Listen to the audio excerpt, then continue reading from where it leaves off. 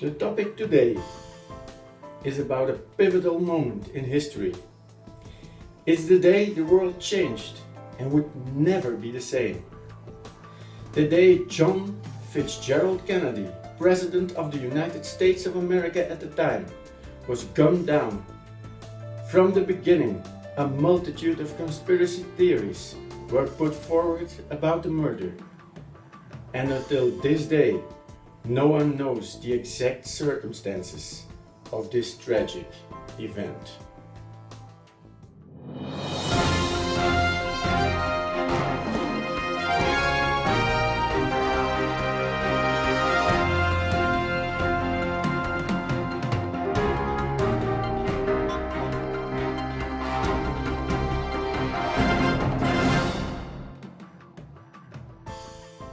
This is the series where I tell you a story, its subsequent theories and explanations, and then I let you make up your mind. The topic this time, the JFK Assassination.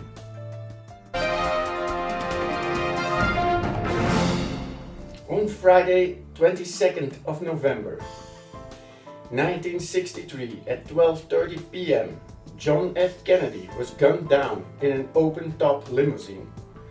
Texas Governor John Connally was wounded but survived. Lee Harvey Oswald was arrested within 2 hours after the facts for the murder on policeman J.D. Tippit. Shortly after, 1:30 a.m. on the 23rd, he was arraigned for the murder of President Kennedy. When Oswald was being transferred to the county jail, on Sunday, the 24th of November, nightclub owner Jack Ruby shot and mortally wounded him. From the beginning, many suspected the murder to be part of a larger plot, and Ruby's shooting of Oswald only fueled the initial suspicions.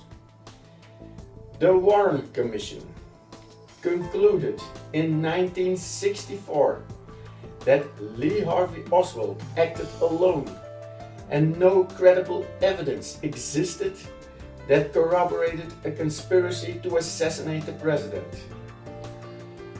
The United States House of Select Commission on Assassinations in 1979 agreed that Oswald murdered the president, but concluded that the investigation of the FBI was seriously flawed.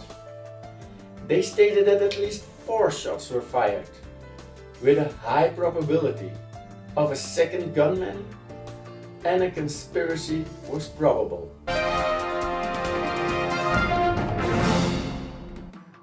Richard Byer, Bill Sloan and Jim Morse all wrote books in which they state that witness reports were ignored and witnesses intimidated by the Warren Commission.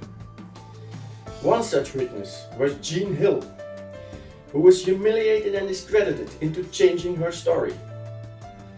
Several other eyewitnesses also came forward with the story that Warren Commission interviewers constantly interrupted or stifled comments casting doubt on the lone gunman theory.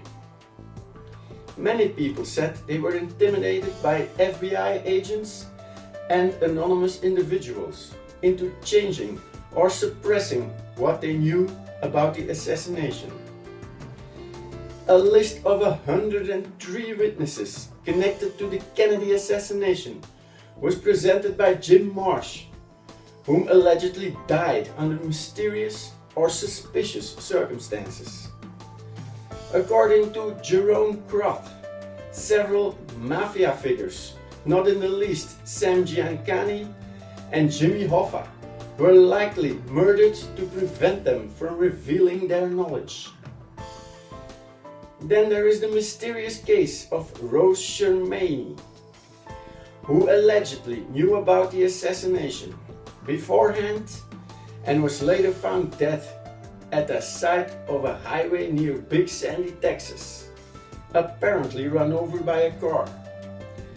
The House Select Committee on Assassination, after investigating the matter, stated that the existing evidence did not reveal any connection, either directly or indirectly, with the assassination of President Kennedy.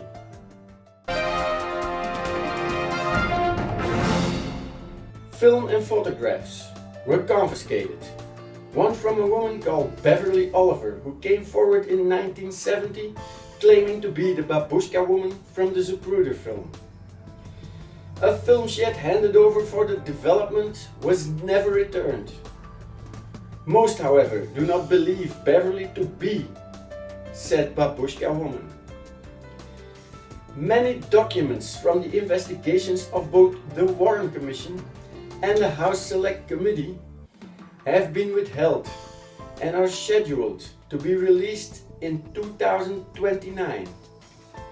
The ones released in the mid to late 90s have retracted sections, fueling conspiracy theories. According to some researchers, various items of physical evidence have been tampered with. Some photos are false or forged, including autopsy photos of the back of Kennedy's head. By many believed to be the single most important piece of evidence, the Zapruder film is alleged to have anomalies. David Lifton states that even Kennedy's body was altered during the move to the autopsy site. The body was allegedly put into different caskets that was removed out of sight of the TV crews to be taken to an unknown location where it was surgically altered, so he appeared to have been shot only from the back. The murder weapons were said to have been switched as well. The Warren Commission claimed 3 bullets were fired. 1 missed the vehicle, 1 went to Kennedy's body and wounded Governor Connally, and the 3rd struck the president in the head. However, some say the bullet passing through Kennedy missed too little mass to be responsible for wounding him, and is dubbed the magic bullet.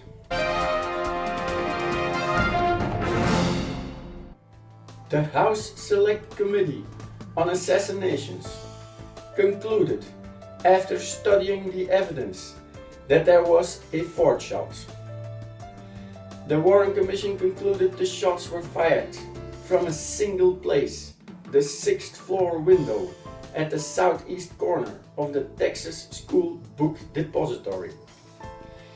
Critic Robert Groyden, however, disputed in a report where he suggested multiple other sites from which the shots could have come. They included the roof of the Texas School Book Depository, the Daltex building and the Dallas County Records building, as well as the railroad overpass, a storm drain located along the north curb of Elm Street, and various spots near the grassy knoll. Many of the witnesses identified shots coming from the grassy knoll. Others say the Texas School Book Depository, giving rise to the belief there were multiple shooters. Film and photographic evidence have led to different theories as to the location the shots came from, as well as some researchers claiming to see a bullet hole and a crack in the windshield of the limousine. Extensive acoustic research has been done in order to find proof. However, the results of these are highly disputed. Conflicting testimonies from the autopsy also cast doubt over the single gunman theory. Some doctors and nurses stated that parts of the president's brain looked like they were blown out, consistent with being shot from the front. The capabilities of the Carzano rifle, as well as the shooting abilities of Oswald, were examined by the Warren Commission. It was then determined that the weapon was quite accurate, and Oswald had military training as was classified as a sharpshooter in 1956. However, that is countermanded by official Marine Corps records, who list him as a lower designation of marksman. This leads some conspiracy theory to qualify him as a poor shot. Also, different opinions exist as to the role Oswald played in the assassination. From scapegoat over uninvolved patsy to actively involved in a plot to murder Kennedy. He allegedly has ties to both the CIA and the FBI, and some even believe he was a communist wanting to move to Russia.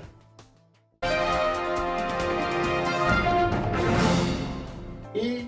Howard Hunt, former CIA agent and Watergate burglar, was said to be a participant in the conspiracy. However, former KGB activist Vasily Mitrokhin testified Hunt was named in a fabricated conspiracy to discredit the CIA and the U.S.A. A tape was released after his death on which he is said to have known about the conspiracy, but it has been met with skepticism. Bernard Wiseman, then chairman of the American Fact-Finding Committee, was investigated for being linked with Oswald. However, nothing was found. Mark Lane testified that Wiseman met Tippett and Ruby at Ruby's Carousel Club 3 days before the assassination, but no evidence of this could be found either. Dallas police officer J.D. Tippett also has been named as part of the conspiracy, either sent to silence Oswald or as the Badgeman assassin on the grassy knoll. Allegations regarding witness testimonies, physical evidence, and timeline discrepancies have all led to a number of conspirators being named in this case. Too much to go into detail in this video. Close to the president was a man known as Umbrella Man.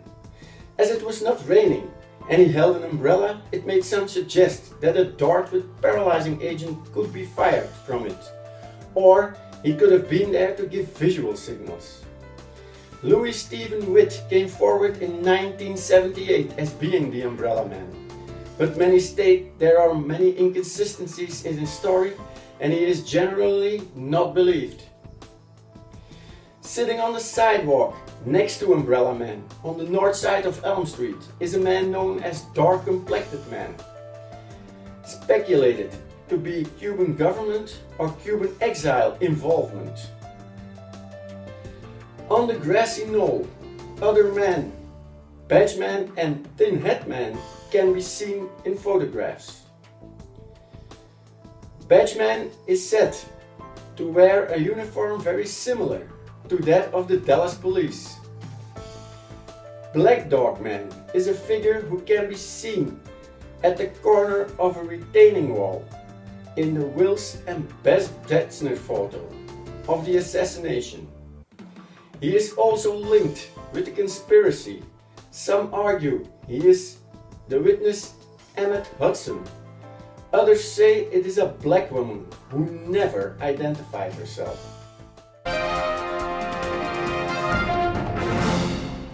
There are a considerable amount of conspiracy theories about this topic. Let's start with the New Orleans conspiracy. Jack Martin, an employee of New Orleans private investigator Guy Bannister, accused David Ferry of being involved. Ferry and a teenage Oswald attended Civil Air Patrol meetings, and Ferry allegedly showed Oswald how to use a rifle with telescopic sight. Ferry and Bannister, both working for lawyer G. Ray Grill, got into a heated argument one day after an afternoon of drinking, and Ferry shouted, "What are you gonna do to me? Kill me like you all did Kennedy?" Oswald was also known to have handed out leaflets for the Fair Play for Cuba Committee, with a hand-stamped address on it just around the corner from Guy Bannister Associates, private detective agency. The House Select Committee on Assassinations investigated a possible connection between Oswald and Bannister. Roberts, secretary to the already deceased Guy, told the committee she saw Oswald filling in an agent application form in Bannister's office and returning several times after that. David Ferry and Guy Bannister were also named as involved elements of the CIA conspiracy to set up Oswald as a patsy in the JFK assassination. Since we already mentioned the possible involvement of the CIA, let's go into more detail on this possible conspiracy.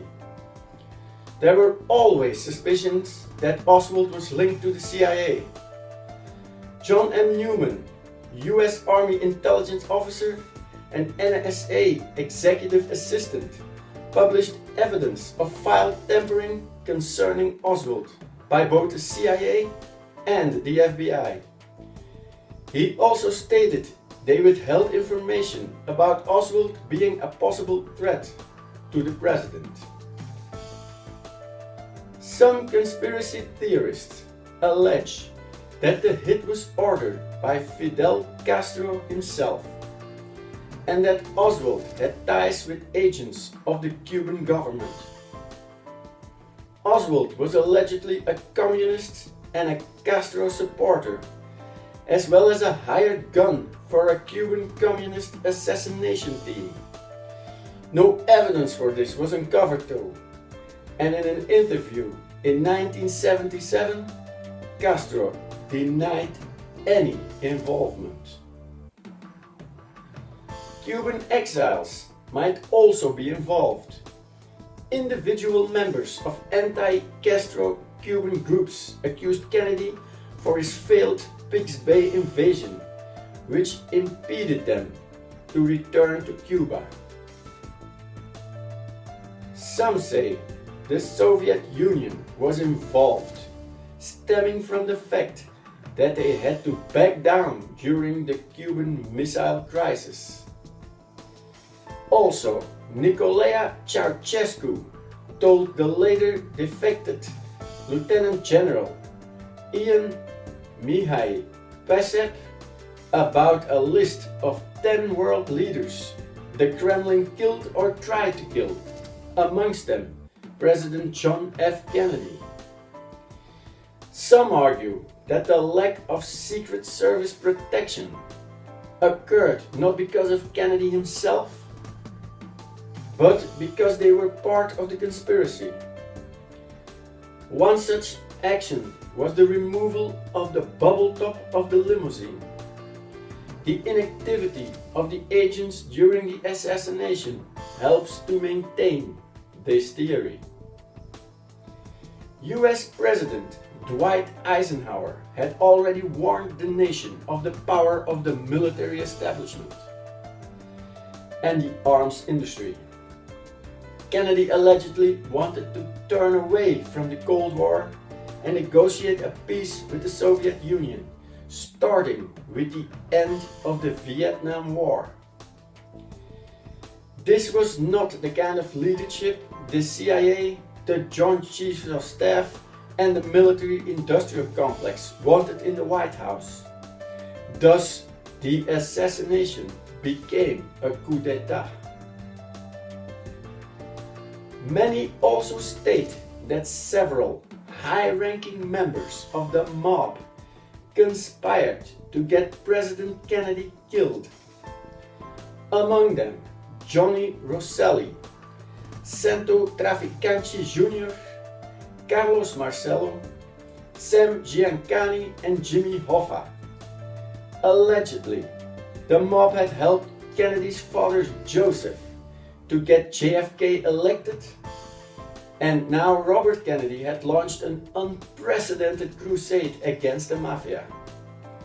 Several books including David Shime's Contract on America, Ultimate Sacrifice by Lamar Walden and Tom Hartman, and a History Channel film called The Man Who Killed Kennedy all claim to have proof for this conspiracy.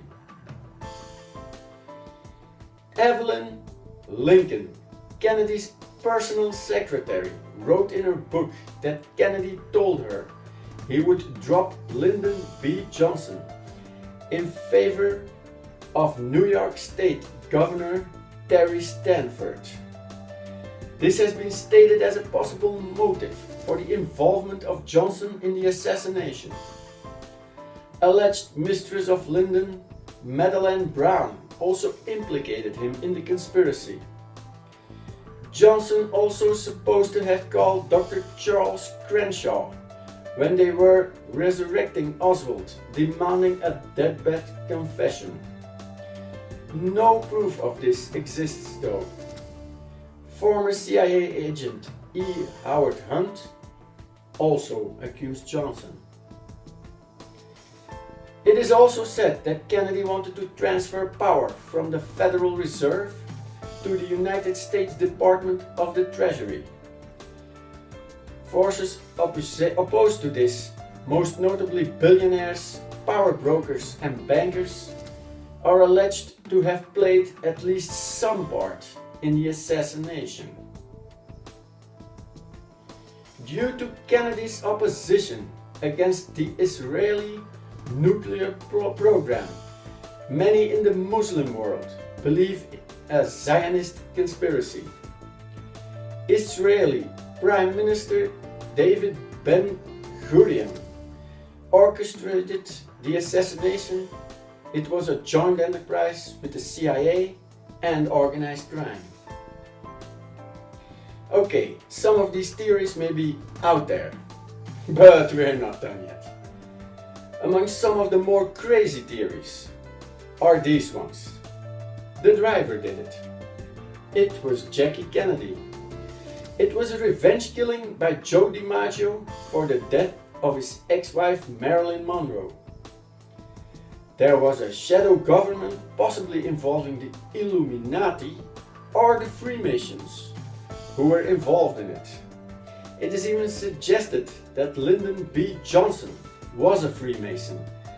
And last but not least, he was murdered because of his interest in aliens and UFOs. Allegedly very into the subject matter, he wanted to tell the world about their existence.